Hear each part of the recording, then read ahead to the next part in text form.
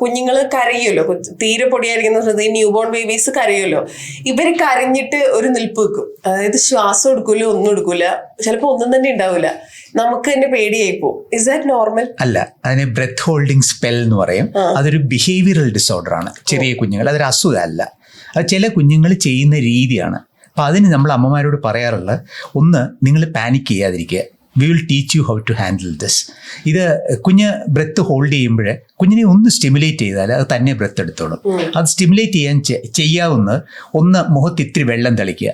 അപ്പം അതിൻ്റെ മൂക്കിലൊക്കെ ഒരു ഇറിറ്റേഷൻ ഉണ്ടാവില്ലേ, അതുകൊണ്ട് അതിൻ്റെ ഈ സൈക്കിൾ ഒന്ന് ബ്രേക്ക് ചെയ്യാൻ പറ്റും. ഇല്ലെങ്കിൽ പുറത്തൊരു ചെറിയ നല്ല അടി കൊടുക്കുക. അപ്പോൾ ആ ഒരു പെയിൻ ഉണ്ടാവുമല്ലോ, അത് ഇതിനെ ബ്രേക്ക് ചെയ്യും. അപ്പോൾ ഇങ്ങനെ എന്തെങ്കിലും ചെയ്യുക എന്നുള്ളതാണ് ഇങ്ങനെ വന്നാൽ ചെയ്യേണ്ടത്. പകരം അമ്മ പാനിക്കായിട്ട് നിൽക്കുകയാണെങ്കിൽ ഇതൊരു വലിയ പ്രശ്നമായിട്ട് വരും. കുഞ്ഞൊരു ഫിറ്റിലേക്ക് പോവാം, കുഞ്ഞ് ബ്രെത്ത് എടുക്കുന്നില്ല എന്നുള്ള സത്യമാണ്. ബ്രെത്ത് എടുക്കണം എന്നുള്ള കുഞ്ഞിനെ അറിയത്തില്ലല്ലോ. അപ്പോൾ അതുകൊണ്ട് ആ സൈക്കിൾ ബ്രേക്ക് ചെയ്യാനായിട്ട് കുഞ്ഞിനെ സ്റ്റിമുലേറ്റ് ചെയ്യാണ് വേണ്ടത്. ഇതൊരു അസുഖമേ അല്ല. കുഞ്ഞുങ്ങളുടെ ചെസ്റ്റിന് അല്ലെങ്കിൽ ഹാർട്ടിന് എന്തെങ്കിലും പ്രശ്നമുണ്ടെന്ന് നമ്മൾ എങ്ങനെ മനസ്സിലാക്കുക? എന്തൊക്കെ ലക്ഷണങ്ങൾ നമ്മൾ നോട്ടീസ് ചെയ്യേണ്ടത്? പലപ്പോഴും ഈ ഡോക്ടേഴ്സ് ആദ്യമായിട്ട് എക്സാമിൻ ചെയ്യുമ്പോൾ, ഒരു പീഡിയാട്രിഷ്യൻ എക്സാമിൻ ചെയ്യുമ്പോഴത്തേക്ക് കുട്ടിയുടെ ഹാർട്ടിലെ സൗണ്ട്സിന് എന്തെങ്കിലും വ്യത്യാസങ്ങളായിരിക്കാം. അല്ലെങ്കിൽ ഗൗരവമുള്ള അസുഖങ്ങളാണെങ്കിൽ കുട്ടിയുടെ ഓക്സിജൻ സാച്ചുറേഷനിൽ കുറവ് കാണാം. ഈ ജനിക്കുന്ന എല്ലാ കുട്ടികളുടെയും അവരെ ഡിസ്ചാർജ് ചെയ്യുന്നതിന് മുമ്പ് ഓക്സിജൻ സാച്ചുറേഷൻ റെക്കോർഡ് ചെയ്യേണ്ടതുണ്ട്. അത് 94 കുറവാണെങ്കിൽ നമ്മൾ അതിൻ്റെ കാരണം കാണേണ്ടതുണ്ട്. പിന്നെ കുഞ്ഞ് ഇത്തിരിയും കൂടി കഴിഞ്ഞാണെങ്കിൽ കുഞ്ഞിന് ശ്വാസം എടുക്കാൻ ബുദ്ധിമുട്ടുണ്ടാകുക. 2-3 മാസം പ്രായമുള്ള കുഞ്ഞുങ്ങൾക്ക് ശ്വാസം എടുക്കാനുള്ള ബുദ്ധിമുട്ട്, പാൽ കുടിക്കാനുള്ള ബുദ്ധിമുട്ട്, ഇങ്ങനെയൊക്കെ ഉള്ളപ്പോൾ ഹാർട്ട് ഡിസീസ് സസ്പെക്ട് ചെയ്യാറുണ്ട്. ഓക്കെ. കമ്പാരിറ്റീവ്ലി നമ്മൾ വലിയ ആൾക്കാരെക്കാട്ടിലും ഈ പിള്ളേരുടെ ഹാർട്ട് ബീറ്റ് ഭയങ്കര കൂടുതലായിരിക്കും. ഇപ്പൊ നമുക്കിപ്പോ ടെൻഷനാണ്, കുട്ടികളുടെ നെഞ്ചത്ത് ചോദിച്ചു ഇങ്ങനെ അടിച്ചുകൊണ്ടിരിക്കുന്നുണ്ടാവും. അത് നോർമലാണോ? കുഞ്ഞുങ്ങളുടെ ഹാർട്ട് റേറ്റ് ഒരു നോർമലായിട്ടുള്ളത് സാധാരണ അമ്മമാർക്കും ഫാമിലിയിലുള്ളവർക്കും അറിയാമല്ലോ. അതൊരു 110 വരെ ഒക്കെ, ഒരു ന്യൂ ബോൺ കുഞ്ഞിന് 110, 120 ഒക്കെ നോർമലാണ്. നേരെ മറിച്ച് അതിൽ കൂടുതൽ പടപടാന്ന് അടിക്കുന്നുണ്ടെന്ന് പേരൻസിന് തോന്നുന്നുണ്ടെങ്കിൽ അത് മിക്കവാറും ശരിയായിരിക്കും. അങ്ങനെയാകുമ്പോൾ അവർ സാധാരണഗതിയിൽ ഹോസ്പിറ്റലിൽ വന്ന് ഒരു ഹാർട്ടിനെ പറ്റി വിവരമുള്ള ഒരു ഡോക്ടറെ കാണേണ്ടതാണ്. ഓവറാവണം. കുഞ്ഞുങ്ങളുടെ ഹാർട്ട് ബീറ്റ് സാധാരണയിലും ഹയറാണല്ലോ അഡൽട്സിനേക്കാൾ. വിശേഷിച്ച് അകാരണമായിട്ട് അങ്ങനെ വരികയാണെങ്കിൽ എന്ന് പറഞ്ഞാൽ, ഇപ്പം നമ്മളുടെ തന്നെയാണെങ്കിൽ, ഇപ്പം നമ്മൾ ഓടിയിട്ട് വന്നിരിക്കുകയാണ്, നമ്മുടെ ഹാർട്ട് റേറ്റ് 70 അല്ല 150 ആയിരിക്കും, ട്രെഡ്മില്ലിൽ ഓടുകയാണ്. ഇത് കുഞ്ഞിനെ ഒന്ന് ആലോചിച്ച് നോക്കി, കുഞ്ഞ് കരഞ്ഞിട്ടുണ്ടെങ്കിൽ നോക്കുകയാണ്, കുഞ്ഞിൻ്റെ ഹാർട്ട് റേറ്റ് 150 ആയിരിക്കും, നമ്മൾ അതിനെക്കുറിച്ച് വിഷമിക്കില്ല. പക്ഷെ ഉറങ്ങിക്കിടക്കുന്ന കുഞ്ഞിന്, അല്ലെങ്കിൽ ഈ അതർവൈസ് കംഫർട്ടബിൾ ആയിട്ടിരിക്കുന്ന കുഞ്ഞിന് ഹാർട്ട് റേറ്റ് 200, എനിക്ക് കൗണ്ട് ചെയ്യാൻ പറ്റുന്നില്ല എന്നൊരമ്മ പറയുന്നു, അതിന് നമ്മൾ ഗൗരവം കൊടുക്കും. അല്ലാതെ പനിയുള്ള കുഞ്ഞിന് ഹാർട്ട് റേറ്റ് കൂടുതലാണ് എന്ന് പറഞ്ഞാൽ അത് സാധാരണയിൽ നോർമൽ ആയിരിക്കും, റേറ്റ് കൂടുതലായിരിക്കും. പക്ഷെ അത് പനി കൊണ്ടുള്ള ഈ ഓടിറ്റ് വരുന്നു എന്ന് പറയുന്ന പോലെ. അതെ. അപ്പൊ അങ്ങനെ കാരണമില്ലാതെ ഹാർട്ട് റേറ്റ് ഒരുപാട് കൂടുതലായിട്ട് നമുക്ക് കൗണ്ട് ചെയ്യാൻ വയ്യാത്ത രീതിയിൽ വരികയാണെങ്കിൽ അതിനാണ് ഗൗരവം കൊടുക്കുക. കമ്പാരിറ്റീവ്ലി നിങ്ങൾ ഡോക്ടേഴ്സ് കുറച്ച് മനക്കെട്ടിയുള്ള ആൾക്കാരാണ്. ബട്ട് സ്റ്റിൽ കുട്ടികളെ ഡീൽ ചെയ്യുമ്പോൾ കുറച്ചുകൂടെ മനക്കെട്ടി കൂടുതൽ വേണ്ടേ? എന്താണ് ഈ പീഡിയാട്രിക് കാർഡിയോളജി സെലക്ട് ചെയ്യാനുള്ള കാരണം രണ്ടാളും? എൻ്റെ കാര്യം പറയുകയാണെങ്കിൽ, പീഡിയാട്രിക് കാർഡിയോളജി എന്ന് പറയുന്നത് ഒരു ബുദ്ധിപരമായിട്ട് ചലഞ്ചിങ് ആയിട്ടുള്ളൊരു ഫീൽഡാണ്. ഈ മുതിർന്നവർക്കുണ്ടാകുന്ന അസുഖങ്ങൾ പരിമിതമാണെന്ന് പറയാം. ഹാർട്ടിനുണ്ടാകുന്ന അസുഖങ്ങൾ ആണ്. കൊറോണറി ആർട്ടറി ഡിസീസ് ഉണ്ട്, അതാണ് പ്രധാനമായിട്ടും ഉണ്ടാകുന്ന സംഗതി. കുഞ്ഞുങ്ങൾക്ക് ജനനാലുള്ള വൈകല്യങ്ങൾ ഹാർട്ടിനുണ്ടാകുക എന്ന് പറഞ്ഞാൽ അതിനകത്ത് നമുക്ക് ചിന്തിക്കുന്നതിന് അപ്പുറത്തുള്ള ഒരു റേഞ്ച് ഓഫ് പോസിബിലിറ്റീസ് ഉണ്ട്. അതിലെ വിവിധ സാധ്യതകൾ തമ്മിൽ മിക്സ് ചെയ്ത് വരുമ്പോഴത്തേക്ക് നമ്മളെ പലതരത്തിൽ ചലഞ്ച് ചെയ്യുന്ന കാര്യങ്ങളുണ്ടാവും. അത് നേരിടുന്നതിൽ ഉള്ള ഒരു ബുദ്ധിപരമായ സന്തോഷം, പിന്നെ ഇതുള്ള കുഞ്ഞുങ്ങൾ നേരെയായി പോകുന്നതിലും അവരുടെ അമ്മമാരുടെ കണ്ണിൽ വിരിയുന്ന സന്തോഷം കാണുന്നതിലും ഉള്ള ഒരു ചാരിതാർത്ഥ്യം, ഇതൊക്കെയാണ് ഈ വഴിയിലേക്ക് കൊണ്ടുവന്ന കാര്യങ്ങൾ. സാറ് തുടങ്ങുന്നത് പീഡിയാട്രിക് കാർഡിയോളജിയിലാണോ? അല്ല, എൻ്റെ കരിയർ പാത്ത് എന്ന് പറയുന്നത് ഞാനൊരു അഡൽട്ട് ഫിസിഷ്യനായിട്ടാണ്. General medicine, cardiology. ഞാൻ കാർഡിയോളജി DM പാസ്സാകുന്നത് 1983 അന്ന് കാർഡിയോളജി എന്ന് പറയുന്ന അഡൽട്ട് പീഡിയാട്രിക്സ് എല്ലാം കമ്പൈൻഡ് ആണ്. പക്ഷേ പീഡിയാട്രിക് കാർഡിയോളജിയിൽ വലുതായിട്ട് ചികിത്സ ഉണ്ടായിരുന്നില്ല. അതായത് പീഡിയാട്രിക് കാർഡിയക് സർജറി എന്ന് പറയുന്നത് തുടങ്ങി വരുന്നതേ ഉണ്ടായിരുന്നുള്ളൂ. ഇൻ്റർവെൻഷൻ എന്ന് പറയുന്നത് ഇല്ലായിരുന്നു എന്ന് തന്നെ പറയാം. അപ്പോൾ അത് പ്രധാനമായിട്ടും ബുദ്ധിപരമായിട്ടുള്ള ഒരു എക്സസൈസ് ആയിരുന്നു. അതിൽ നിന്ന് ഇന്നിപ്പോൾ നമ്മളൊരു കുഞ്ഞിനെ കണ്ട് അതിനൊരു അസുഖമുണ്ടെങ്കിൽ അത് ട്രീറ്റ് ചെയ്ത് ഭേദമാക്കാമെന്ന് നമുക്കൊരു 99.9% ഉറപ്പുണ്ട്, സർജറി അല്ലെങ്കിൽ ഇൻ്റർവെൻഷൻ വഴി, മരുന്ന് വഴിയല്ല. അപ്പോൾ ആ സ്റ്റേജിലേക്ക് എത്തിയത് ഒരു 80കളിലും 90കളിലും ഈ പുതിയ സഹസ്രാബ്ദത്തിൻ്റെ തുടക്കത്തിലൊക്കെയാണെന്ന് പറയാം. അപ്പോൾ ആ ചരിത്രത്തിനോടൊത്ത് നടക്കാനുള്ള ഒരു ഭാഗ്യം എനിക്കുണ്ടായിരുന്നു. അപ്പോൾ ഈ ഞാൻ കേരളത്തിലെ മെഡിക്കൽ കോളേജിൽ വർക്ക് ചെയ്യുന്ന ആളാണ്. അത് കഴിഞ്ഞ് അബുദാബിയിൽ പോയി. അപ്പോൾ അബുദാബിയിൽ ചെന്നപ്പോഴേ ഞാൻ വർക്ക് ചെയ്തിരുന്ന യൂണിറ്റ് ഒരു വളരെ ഔട്ട്സ്റ്റാൻഡിങ് കാർഡിയക് യൂണിറ്റ് ആയിരുന്നു.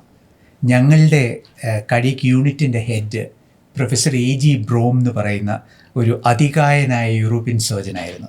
യൂറോപ്പിലെ പീഡിയാട്രിക് കാർഡിയക് സർജറിയുടെ പിതാവ് എന്ന് വിളിക്കാവുന്ന ആളായിരുന്നു.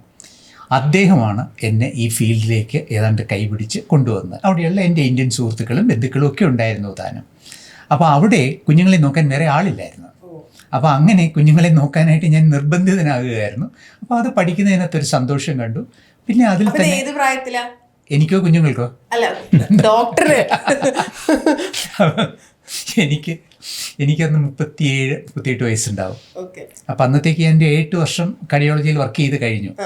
അപ്പം അന്ന് അഡൽസിനെയും കുഞ്ഞുങ്ങളെയും രണ്ടുപേരെയും കണ്ടാണ് വളർന്നത്. പക്ഷെ ഞാൻ കണ്ടിട്ടുള്ള കുഞ്ഞുങ്ങൾക്ക് അന്ന് ഇന്ത്യയിൽ വെച്ച് കാര്യമായ കറക്റ്റീവായിട്ടുള്ളൊരു ട്രീറ്റ്മെൻറ്റ് ഉണ്ടായിരുന്നില്ല.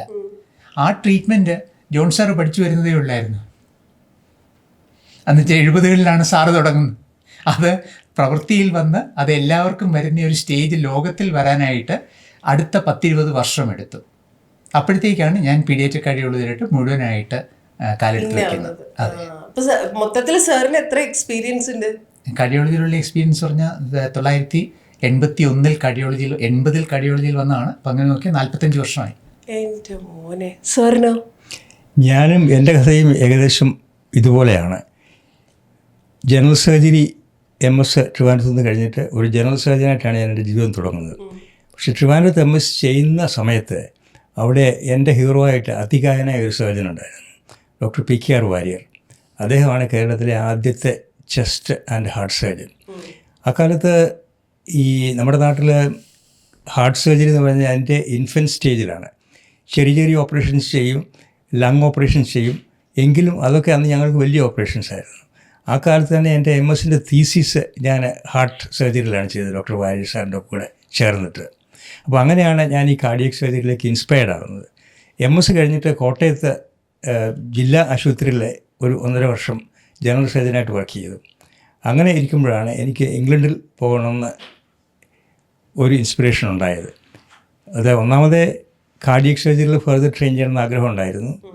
രണ്ടാമത് സത്യം പറഞ്ഞാൽ ദാരിദ്ര്യമായിരുന്നു വേറൊരു കാരണം. അന്ന് ഗവൺമെൻറ് ഹോസ്പിറ്റലിൽ ജോലി ചെയ്യുന്ന ഡോക്ടറുടെ ശമ്പളം വളരെ തുച്ഛമാണ്. പ്രൈവറ്റ് പ്രാക്ടീസ് ചെയ്യാതെ നമുക്കത് സപ്ലിമെൻ്റ് ചെയ്യാനൊക്കത്തില്ല. പ്രൈവറ്റ് പ്രാക്ടീസ് ചെയ്യുകയോ രോഗികളോട് പൈസ വാങ്ങിക്കുകയോ ചെയ്തു എന്നുള്ളൊരു നിഷ്ഠ കൊണ്ടാണ് ഞാൻ ഈ പ്രൊഫഷനിലേക്ക് പോകുന്നത്. അപ്പോൾ അത് കാരണം ദാരിദ്ര്യം മുന്നോട്ട് നോക്കുമ്പോൾ അതാണ് കണ്ടത്. അപ്പോൾ അതിൽ നിന്ന് ഒരു മോചനം വേണം, എൻ്റെ ഇഷ്ടപ്പെട്ട സ്പെഷ്യാലിറ്റി ഒരു ട്രെയിനിങ് വേണം. അതുകൊണ്ട് ഇംഗ്ലണ്ടിൽ പോകാൻ തീരുമാനിച്ചു. അവിടെ പോകാൻ അധികം പ്രയാസം ഉണ്ടായില്ല. അവിടെ പോയിട്ട് പരീക്ഷകൾ പാസ്സാകാനും വലിയ പ്രയാസം ഉണ്ടായില്ല. അത് കഴിഞ്ഞിട്ട് 1974 ഞാൻ ഈ ചെസ്റ്റ് ആൻഡ് ഹാർട്ട് സർജറി എന്ന സ്പെഷ്യാലിറ്റി ട്രെയിനിങ് തുടങ്ങുന്നത്. 76 ഹാർട്ട് സർജറിയിലേക്ക് സീരിയസ് ആയിട്ട് ട്രെയിനിങ് തുടങ്ങുന്നത്. അപ്പോൾ ആദ്യമായിട്ട് അവിടെ തുടങ്ങുന്നതിന് പീഡിയാട്രിക് ഹാർട്ട് സർജറി വെച്ചാണ് തുടങ്ങുന്നത്. പക്ഷേ ഇതിൽ ഡോക്ടർ സുരേഷ് പറഞ്ഞ പോലെ അന്ന് എക്സ്ക്ലൂസീവായിട്ട് പീഡിയാട്രിക് ഹാർട്ട് സർജറി ചെയ്യുന്ന സർജൻസ് കുറവാണ്, ആരും ഇല്ലെന്ന് തന്നെ പറയാം. രണ്ടും ചെയ്യുന്നവരാണ്. എൻ്റെ ആദ്യത്തെ ഹാർട്ട് സർജറിയുടെ ടീച്ചർ, എൻ്റെ കൺസൾട്ടൻ്റ് ലിയോൺ ഏബ്രംസ് ആണ്. അദ്ദേഹമാണ് ഇംഗ്ലണ്ടിൽ ആദ്യമായിട്ട് ഓപ്പൺ ഹാർട്ട് സർജറി ചെയ്യുന്നത്. അപ്പോൾ അദ്ദേഹത്തിൻ്റെ കൂടെ വർക്ക് ചെയ്യാനും, അപ്പോൾ അത് അദ്ദേഹം രണ്ടും ചെയ്യും, പീഡിയാട്രിക് ഹാർട്ട് സർജറിയും ചെയ്യും, അഡൾട്ടും ചെയ്യും. പക്ഷേ അന്ന് ചെയ്തുകൊണ്ടിരുന്ന ഓപ്പറേഷൻസ് മിക്കവാറും ഞാൻ ഇന്ന് ചെയ്യുന്നില്ല, അതൊക്കെ കാലഹരണപ്പെട്ടു പോയി. അത് കഴിഞ്ഞിട്ട് ഡെവലപ്പ് ചെയ്ത് വന്നതാണ് മിക്കവാറും കുഞ്ഞുങ്ങളുടെ ഹാർട്ടിന് കറക്റ്റീവ് സർജറി എന്ന് പറയുന്നത്. അപ്പോൾ അതോടൊപ്പം തന്നെ അത് കാണാനും അതോടൊപ്പം വളരാനും എനിക്ക് പ്രായമാകുന്നതോടുകൂടി പീഡിയാട്രിക് ഹാർട്ട് സർജറിയും വളർന്നു വന്നു. അങ്ങനെ അതോടെ തന്നെ ലോകത്തിലെ ഏറ്റവും സമർത്ഥരായ മിടുക്കരായ ഹാർട്ട് സർജൻസുമായിട്ട് വർക്ക് ചെയ്യാനുള്ള ഒരു ഭാഗ്യം എനിക്കുണ്ടായി. ഡൊണാൾഡ് റോസ് എന്ന് പറയുന്നൊരു ഫേമസ് സർജൻ ഇംഗ്ലണ്ടിലുണ്ട്, ഡേവിഡ് ക്ലാർക്ക്, പിന്നെ US മേയോ ക്ലിനിക്കിലെ ഗോർഡൻ ഡാനിയൽസൺ, ഫ്രാൻസിസ്കോ പ്യൂഗ, പിന്നെ ക്ലീവ്ലൻഡ് ക്ലിനിക്കിലെ ടോബി കോസ്ഗ്രോവ്, പിന്നെ റോജർ മീയുടെ കൂടെ വർക്ക് ചെയ്തിട്ടുണ്ട്. മൈട്രൽ വാൽവ് റിപ്പയറിനാണെന്നുണ്ടെങ്കിൽ കാർപ്പൂണ്ടി ആണ് ആദ്യമായിട്ട് ലോകത്തിലത് അതിൻ്റെ ഉപജ്ഞാതാവ്. അദ്ദേഹത്തിനോട് വർക്ക് ചെയ്യാനുള്ള ഭാഗ്യം എനിക്കുണ്ടായി. അങ്ങനെ ഇങ്ങനെ ലോകത്തിലെ ഏറ്റവും പ്രശസ്തരായ അധികാരായ ഓരോരോ ടെക്നിക്കുകൾ അവരുടെ ഉപജ്ഞാതാക്കളുടെ കൂടെ വർക്ക് ചെയ്യാനായിട്ടുള്ള ഒരു ഭാഗ്യം എനിക്കുണ്ടായി. ശരിക്കും പറഞ്ഞാൽ കാർഡിയോളജി എന്ന് പറയുന്ന ഡിപ്പാർട്ട്മെന്റ് ഗ്രോത്തിന്റെ കൂടെ ഗ്രോ ചെയ്ത ആളുകളാണ്. അതെ, കാർഡിയോളജി എല്ലാ ഡെവലപ്മെന്റും കണ്ടിട്ടുള്ള ആളുകളാണ്. ഇപ്പൊ ഈ heart surgery, open heart surgery എന്നൊക്കെ പറയുന്നത് നമുക്ക് ഭയങ്കര കോമൺ ആണല്ലോ. പീഡിയാട്രിക് സർജറിയിലേക്ക് കടക്കുന്നതിന് മുന്നേ നിങ്ങൾ ഫേസ് ചെയ്തില്ല ഏറ്റവും ആദ്യത്തെ ഓപ്പൺ ഹാർട്ട് സർജറി ഞങ്ങൾക്ക് പറഞ്ഞു തരികയാണെങ്കിൽ എങ്ങനെയാ പറഞ്ഞുതരാ? പീഡിയാട്രിക് ഹാർട്ട് സർജറി അല്ലല്ല, adult surgery. Adult cardiac surgery. എൻ്റെ ആദ്യത്തെ ഇൻഡിപെൻഡൻ്റ് ആയിട്ട് ചെയ്യുന്ന അഡൽട്ട് ഹാർട്ട് സർജറി ഞാൻ ഇംഗ്ലണ്ടിലെ ലിയൻ എബ്രാംസിൻ്റെ കൂടെ ഈ ചിൽഡ്രൻസ് ഹാർട്ട് ഹോസ്പിറ്റലിൽ വർക്ക് ചെയ്ത് കഴിഞ്ഞിട്ട് പിന്നെ അടുത്തതായിട്ട് ഞാൻ അഡൽട്ട് ഹാർട്ട് ഹോസ്പിറ്റലിലേക്ക് മൂവ് ചെയ്തു. അവിടെയും എബ്രാംസ് ആയിരുന്നു അവിടുത്തെ ചീഫും. അപ്പോൾ അദ്ദേഹം ആണെന്നുണ്ടെങ്കിൽ ഞാനന്ന് പറഞ്ഞത് എനിക്ക് ഇംഗ്ലണ്ടിൽ സെറ്റിൽ ചെയ്യാനുള്ള ആഗ്രഹമില്ല, ട്രെയിനിങ് കഴിഞ്ഞിട്ട് ഇന്ത്യയിലേക്ക് തിരിച്ചു വരണം എന്നുള്ളതാണ് എൻ്റെ ആഗ്രഹമെന്ന് പറഞ്ഞു. അപ്പോൾ അതുകൊണ്ട് എനിക്ക് പ്രത്യേകമായ ഒരു പരിഗണന അദ്ദേഹം തന്നു. കുറച്ച് സമയം അവിടെ ഉള്ളവല്ലോ, അതുകൊണ്ട് കൂടുതൽ ട്രെയിൻ ചെയ്യാനുള്ള അവസരം എനിക്ക് കിട്ടി ഓപ്പറേഷൻസ് ചെയ്യാനായിട്ട്. അദ്ദേഹത്തിൻ്റെ ഒരു ട്രിക്ക് എന്ന് പറഞ്ഞാൽ ആദ്യം നമുക്ക് ഈ ചെസ്റ്റ് തുറക്കാൻ പോലും അറിയാൻ മേല, ജനറൽ സർജറി ട്രെയിനിങ് മാത്രമേ ഉള്ളല്ലോ. അപ്പോൾ നമ്മൾ നേരെ അങ്ങ് വിടും. അവിടെ പോയിട്ട് നമ്മൾ തിയേറ്ററിലെ നേഴ്സസും അവിടെയുള്ളവരും ഇതിങ്ങനെയാണ് ചെയ്യുന്നത് പറഞ്ഞാൽ ഇൻസ്ട്രുമെൻ്റ് എടുത്ത് തരും. അങ്ങനെ ചെയ്ത നേഴ്സുമാർ ഇതെല്ലാം കണ്ടിട്ടുള്ളതല്ലേ, ഇവരെ എത്ര ആളായിട്ട് കാണുന്നതാണ്. ഈ സോകൊണ്ട് ഇതിലിങ്ങനെ പിടിച്ചാൽ മതി, അപ്പോൾ ഇതിങ്ങനെ തുറന്നു വരുമെന്ന് പറയും. അങ്ങനെ ഓപ്പൺ ചെയ്യും. ഓപ്പൺ ചെയ്തിട്ട് അപ്പോഴത്തേക്ക് അദ്ദേഹം വരും. അടുത്ത ദിവസം അല്പം കൂടെ ലേറ്റ് ആയിട്ടേ വരുള്ളൂ. അപ്പോൾ ഹാർട്ട് നമ്മൾ തുടങ്ങണം ചെയ്യും. അത് ഹാർട്ട് ലങ് മെഷീനിലേക്ക് കണക്ട് ചെയ്യാനുള്ള ട്യൂബ്സൊക്കെ ഇടും. ഇപ്പോൾ എങ്കിലും ഹാർട്ട് ലങ് മെഷീൻ സ്റ്റാർട്ട് ചെയ്ത് കഴിഞ്ഞാൽ പിന്നെ നമ്മൾ ആക്ച്വൽ ഓപ്പറേഷനിലേക്ക് പ്രവേശിക്കണം. അപ്പോൾ അതിലേക്ക് പ്രവേശിക്കാൻ ഒരു ദിവസം ഇതെല്ലാം റെഡിയാക്കിയിരിക്കുക, അദ്ദേഹത്തെ കാണുന്നില്ല. അപ്പോൾ എൻ്റെ ചുറ്റും നിന്നുള്ള പറഞ്ഞു, ജോൺ സ്റ്റാർട്ട് ചെയ്തെന്ന് പറഞ്ഞു, പമ്പ് സ്റ്റാർട്ട് ചെയ്യാൻ പറഞ്ഞു. ഇത്രയും നേരം വെയിറ്റ് ചെയ്തില്ലേ? അപ്പോൾ അവരുടെ എന്നെ ഇങ്ങനെ മുന്നോട്ട് എഗോൺ ചെയ്തുകൊണ്ട് ഞാൻ സ്റ്റാർട്ട് ചെയ്തു കഴിഞ്ഞാൽ പിന്നെ ആക്ച്വൽ ഓപ്പറേഷനിലേക്ക് പോകണം. അതൊരു വാൽവ് റീപ്ലേസ്മെൻ്റ് ആയിരുന്നു. അപ്പോൾ ഞാനത് ഹാർട്ട് നിർത്തണം, കാർഡിയോപ്ലീജിയ എന്ന് പറഞ്ഞാൽ ഹാർട്ട് നിർത്തുന്ന ഒരു മരുന്ന് ഇഞ്ചെക്ട് ചെയ്ത് ഹാർട്ടിനെ പാരലൈസ് ചെയ്യണം. ഹാർട്ട് നിർത്തിയിട്ടേ ഹാർട്ട് തുറക്കാനൊക്കെ ഉള്ളൂ. അപ്പോൾ ഹാർട്ട് ലങ് മെഷീനാണ് ഹാർട്ടിൻ്റെയും ലങ്ങിൻ്റെയും വർക്ക് ചെയ്യുന്നത്. ഹാർട്ട് തുറന്നു, മൈട്രൽ വാൽവിലേക്ക് ഞാൻ പ്രവേശിക്കുകയാണ്. അതെടുത്ത് ഡിസീസ്ഡ് ആയിട്ടുള്ള വാൽവ് കട്ട് ചെയ്ത് മാറ്റി ഇതിലേക്ക് ഞാൻ പ്രവേശിക്കുമ്പോൾ എൻ്റെ പുറകിൽ വലിയൊരു ചിരിയൊക്കെ തിരിഞ്ഞു നോക്കിയപ്പം എൻ്റെ ചീഫ് ലിയൻ എബ്രാംസ് പുറകിൽ ചിരിക്കുക. അപ്പം ആൾക്കാരെ വെച്ചിട്ടാണോ സാർ നിങ്ങൾ പരീക്ഷിക്കുന്നത്? അത് ധൈര്യമുള്ളതുകൊണ്ടല്ലേ അല്ലെങ്കിൽ ചെയ്യും അവർക്ക്. ഞാൻ ചോദിക്കട്ടെ, ഈ ഹാർട്ടിനെ പാരലൈസ് ചെയ്യാന്ന് പറഞ്ഞപ്പോൾ ഹാർട്ട് വർക്ക് ചെയ്യേണ്ട ഒരാൾ എങ്ങനെയാ ജീവിക്കുക? അതല്ലേ ഹാർട്ട് ലങ് മെഷീൻ ഉപയോഗിക്കുന്നത്. ഹാർട്ട് ലങ് മെഷീൻ എന്ന് പറഞ്ഞാൽ അതിന് പകരം കൃത്രിമ ശ്വാസകോശവും കൃത്രിമ ഹൃദയവും വെളിയിലുണ്ട്. അതിലേക്ക് ഹാർട്ടിൽ നിന്ന് ട്യൂബ് ഇട്ട് രക്തമെടുത്ത് അങ്ങോട്ട് നമ്മൾ അയക്കുന്നു.